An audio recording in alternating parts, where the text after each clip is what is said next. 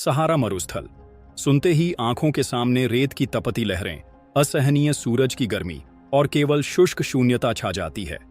लेकिन क्या आप जानते हैं, यह रेगिस्तान एक समय में घना हरा भरा वन था। चलते चलते यदि आपका पैर अचानक रेत के नीचे किसी गुंबद या प्राचीन पत्थर के शहर के खंडहरों पर पड़ जाए तो आश्चर्यचकित न हो, क्योंकि इस मरुस्थल के हृदय में एक अद्भुत अतीत छिपा हुआ है।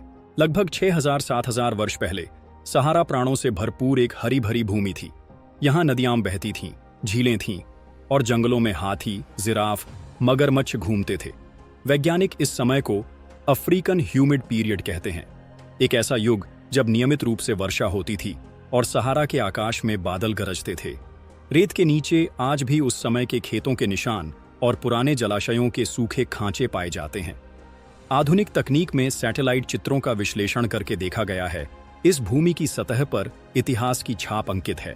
उपग्रह चित्र बताते हैं कि सहारा के हृदय में अभी भी प्राचीन नगरों के ढांचे मौजूद हैं, सड़कें, दीवारें और यहाँ तक कि नष्ट हुए खेत भी। विशेषज्ञों के अनुसार ये ढांचे गारामांटी सभ्यता और संभवतः कार्थाजियन उपनिवेशों के हिस्से थे। इस सभ्यता ने सहारा के हृदय में उन्नत जल आपूर्ति प्रणाली और व्यापारिक मार्ग बनाए थे, जो आज रेत के नीचे विलीन हो गए हैं। मॉरिटानिया के सहारा में एक संरचना है जो अंतरिक्ष से एक विशाल आंख की तरह दिखाई देती है। इसका नाम रिचैट स्ट्रक्चर है, लेकिन कई लोग इसे the I of the Sahara कहते हैं। व्यास लगभग 50 किलोमीटर। इस संरचना को लेकर कई वर्षों से रहस्य बना हुआ है। कुछ लोग इसे एक प्राकृतिक भौगोलिक संरचना मानते हैं, जबकि कुछ का मानना है कि यह एक विलुप्त सभ्यता का अवशेष है, और एक समूह तो यह दावा करता है कि यह किसी खगोलीय वस्तु के टकराने से बनी है।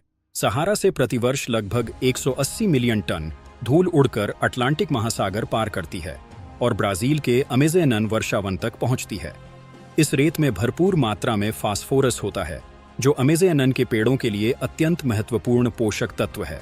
अर्थात सहारा की शुष्कता अमेज़न की हरियाली में बदल जाती है। कितना आश्चर्यजनक संबंध है ना? सहारा के विभिन्न क्षेत्रों में, विशेष रूप से तस्सीली नज़ार और फेजान क्षेत्रों में पेट्रोग्लिफ और गुफा चित्र पाए गए हैं। इन चित्रों में दिखाया गया है कि मनुष्य खेती कर रहे हैं, पशु चरा रहे हैं, नदियों में तैर रहे हैं। जिराफ, हाथी, मगरमच्छ जैसे जानवर भी चित्रों में हैं। इससे स्पष्ट रूप से पता चलता है कि यह क्षेत्र एक समय में जीवन का आधार था। आज जहां लोग एक बूंद पानी के लिए तरसते हैं, उसी सहारा की रेत के नीचे विशाल भूमिगत जलाशय मौजूद है। इस प्रणाली का नाम न्यूबियन सैंडस्टोन एक्विफर सिस्टम है, जो उत्तरी अफ्रीका के कई देशों का मुख्य जल स्रोत है। यह भूमिगत झील हजारों वर्षों से जमा हुए वर्षा जल को संचित करती है, जिसका उपयोग अब धीरे धीरे हो रहा है। सबसे चिंताजनक बात यह है कि सहारा रुका नहीं है।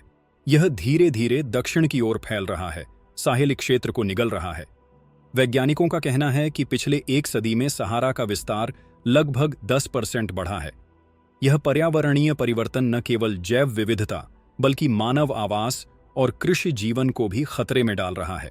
आज का सहारा केवल एक शुष्क मरुस्थल नहीं है, यह प्रकृति के परिवर्तन, खोए हुए इतिहास और वैज्ञानिक आश्चर्य का एक जीवंत काव्य है।